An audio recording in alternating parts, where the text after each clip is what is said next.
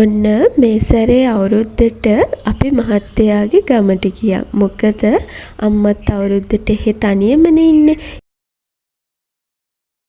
අවුරුදු කාලයට ගමකට ගිහින් අවුරුදු සමරනවා කියන්නේ වෙනම දෙයක්. ඉතින් ඒකනේ හැමෝම අවුරුද්දට ගමට යන්නේ. ඉතින් මේ අවුරුදු දවසේ උදේ කෑම මේසේ නම් අපි හරිම පුංචියට තමයි හැදුවේ. අපි මෙහෙ ආවේ අවුරුද්දට කලින් දවසේ. ඇවිල්ලා චූටි පොල්තෙල් පහනක් ගන්න තැනක් බැලුවා හැම කඩේකම ඒ වුණාට හම්බ වුණේ නැහැ. ඒ නිසා හිතට පුංචි දුකක් ඇති වුණා. ඉතින් හිතපු විදිහටම කැම මේසේ ලස්සන කරගන්න බැරි වුණාට ඉතින් ලොකුවට මේ දේවල් කරේ නෑ. මොකද මේ දවස් පුංචි දේවල් අපි එකතු කරගෙන හරිම සරල විදිහට තමයි එදා දවස ගෙවුනේ. මේ දවස්වල මෙහි රස්නේ ගොඩාක් වැඩි. ඉතින් චූටි බබත් ගොඩාක් අමාරුවෙන් තමයි හිටියේ. ඉතින් චූටි පුතා හැමදාම 8-9 වගේ වෙද්දි ආයෙම නිදා ගන්නවනේ.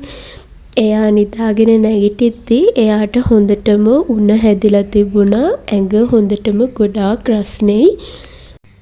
ඉතින් එයා කවදාවත් බෙහෙත් ඉදලවත් උණ හැදිලා ඉද්දිවත් මේ තරම් අමාරුවෙන් බේරන්න බැරි තරම් අඬලා නැහැ. එයා ඔළුව අල්ලගෙන පුදුම තරම් හයියෙන් තමයි ඇඬුවේ. ඒ අතර මම දැක්කා අලුත් අවුරුද්දට හැමෝම මට සුබ පතලා තියෙනවා. මට ඒ වෙලාවේ ඇත්තටම කිසිම සිහි කල්පනාවක් නැහැ. ඒ නිසා මට ඒ දවස් ටිකේ කාටවත් විශ් කරන්න බැරි වුණා. සමහර අයට නම් උදේම විශ් කරා. එතනින් පස්සේ උදේ වරුවෙන් පස්සේ මට අනිත් අයට කාටවත් විශ් කරන්න බැරි වුණා. ඉතින් ඒ ගැන මම සමාව ඉල්ලනවා. මොකද ඉතින් අපිට ආදරෙන් ඉන්න අය හිතනවනේ අපිට එයාලව අමතක වෙලා කියලා. එහෙම නෑ. මේක තමයි ඉතින් හේතුව. මේ අපේ අම්මගේ එළිය කුස්සිය දරලිපේ තමයි එයාලා හොයන්නේ. ඉතින් මම මෙහෙට ආපු කාලේ නම් මට මේ දේවල් වලට හුරු වෙන්න ටික කාලයක් ගියා. මොකද මම ඇත්තටම දරලිප එහෙම අවුල්ලන්න දැනගෙන හිටියේ නෑ. දවසක් දරලිප ඇවිලෙන්නේ නැතුව මම අඬලත් තියෙනවා. ඉතින් චූටි පුතා උණ හැදිලා නැගිට්ටේ මෙන්න මේ වෙලාවේ තමයි. ඉතින් මම කවන්න හැදුවා. කවන්න බැරි වුණා යාට. ඉතින් අනිත් දවසේ මහත්තයාට වැඩ නිසා චූටි පුතාට හදිසියෙම උණ වැඩි වුණොත් රෑ වෙලා හැම මෙහෙ යන්න තැනකුත් නැහැ. ඒ නිසා අපි දවල් වරුවෙන්ම එහෙ පිටත් වුණා ගෙදර එන්න. අපි ඉතින් කුරුණෑගලට එද්දි ටිකක් හවස් වුණා. ඉතින් ඒක මම චූටි පුතාට බෙහෙත් අරගෙන ආවේ. චූටි පැටියට ඉතින් බෙහෙත් දුන්නට පස්සේ යට උණ අඩු වුණා. මේ නම් 15 වෙනිදා හවස ගිය දවස් ටිකේ කිසිම දෙයක් කරගන්න බැරි වුණානේ. ඒ නිසා මල් පැල ටිකක් ගෙනල්ලා හිටවන්න කියලා හිතුණා. රෝස පැල ටිකක් ගෙනල්ලා හිටවන්න ගොඩාක් කාලයක් ඉඳන්ම ආසාවෙන් හිටියේ. ඉතින් මෙදා තමයි මට රෝස් පැල ටික ගෙනල්ලා හිටවන්න පුළුවන් වුණේ. මෙතන රෝස පැල 8ක් තියෙනවා පාට 8කින්. බලන්නකෝ ඉතින් ඒ වගේ ලස්සන. එදා දවසේ මේ වෙලාව වෙනකම්ම මම හොඳින් හිටියා. ඉතින් හවසේදී මට චුට්ටක් අමාරු වෙන්න පටන් ගත්තා. රෑ තමයි හොඳටම වැඩි වුණේ. ඉතින් උදේම ගිහින් මටත් බෙහෙත් ගත්තා.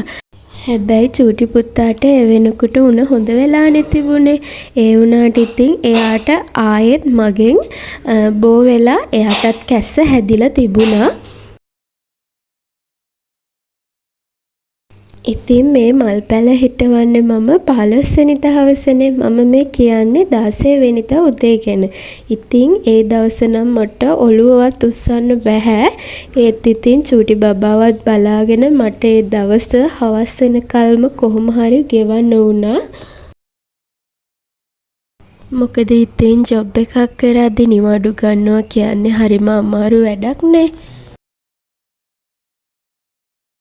මට ඇත්තටම ඒ වගේ ශක්තියක් ලැබුණේ නම් අම්මෙක් වුණාට පස්සේ. මොකද මම ඉස්සර හරිම පුංචි දෙයටත් අඬන කෙනෙක්. දැන් නම් මෙහෙම නෑ. ගොඩාක් ලොකු දෙයක් වුණත් දරාගෙන හැමදේම කරගන්න පුළුවන් ශක්තියක් මට තියෙනවා. 16 වෙනිදා හවස ඔන්න ඉතින් අප්පච්චි අපිව සර්ප්‍රයිස් කරේ මෙන්න මෙහෙම. ඉතින් අපේ ගෙදර මේ වෙනකල්ම ටීවී එකක් තිබුණේ නෑනේ. ඉතින් වෙලාවකට අපි ටවුන් එකට එහෙම ගියාම බඩු ගන්නේ නැත්තත් බලන්න හරි යනවනේ. එහෙම වෙලාවක මගේ මහත්තයාට මම කිව්වා මේ ටීවී එක නම් හොඳයි කියලා. ඉතින් එයා ඔන්න මම ආසම ටීවී එකත් අරගෙන නිවාඩු දවස් 2ක් අරගෙන තමයි ඇවිත් තිබුණේ. අපි මේ ටීවී එක අපේ කාමරේ තමයි තියාගන්න හදන්නේ. මොකද ඉස්සරහ තාම වැඩ ටිකක් තියෙන නිසා අපිට හිතුණා ටීවී එක එතන තියෙන එක සුදුසු නෑ කියලා. මේක අඟල් 43යි 1 ගාණක් වගේ වෙනවා. ඉතින් මේකේ ඩවුන් පේමන්ට් එක කරලා ගෙවන්න තමයි අරගෙන තියෙන්නේ. අපිට මෙහෙම එකින් එක අපිට අවශ්‍ය දේවල් හෙමින් හරි කරගන්න එක අපිට අපි ගැන නිහතමානී සතුටක් තියෙනවා. ජීවිතේ හැමදේම අපිට එකපාරටම නොලබපු අය තමයි අපේ සමාජයේ ගොඩාක් ඉන්නේ. ඉතින් ඒකට ගොඩාක් ලොකු ඉවසීමක් ඕන හෙමින් ගොඩ නැගෙන්න. ඉතින් ඒ දවස් ටිකේ උණ හැදිලා අද මම මේකට වොයිස් කරන්නේ 19 වෙනිදා. ඉතින් මට තාමත් සනීප නැහැ. බබාටත් එහෙමයි. දැන් ආයෙත් මහත්තයාටත් හැදීගෙන එන්නේ. ඉතින් ආයෙත් ඔයාලා මුණ ගැහෙනකන් පරිස්සමෙන් සතුටින් හැමෝම ඉන්න.